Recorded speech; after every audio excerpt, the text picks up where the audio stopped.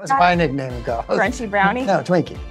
Okay. Yeah. My name is Max Greenfield. My name is Sarah Cooper. My name is Christian Slater. So we're gonna do a blind ranking, if you're familiar with that. I'm gonna give you 5 snacks and you're going to rank them without knowing what comes next. Got it. Got it. First thing, Dunkaroos.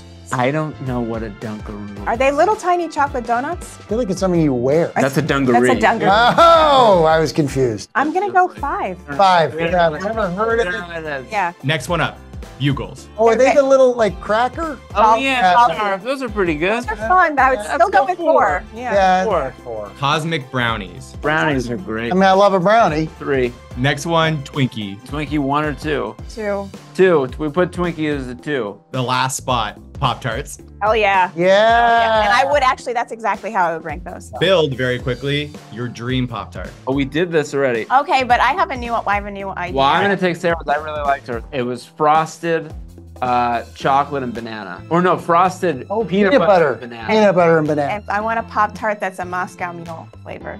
Oh, Wouldn't that be good? And Yeah. Christian, do you have one? I do, but I can't say it. Too extreme for viewers. Yeah, it's too far out there. What was your go-to breakfast growing up? I liked cornflakes and banana. There's a banana cut up into my cornflakes. Wasn't like Elvis's favorite thing was like a fried banana and peanut butter sandwich? And Elvis is in this movie. That's right. Yeah. Unfrosted.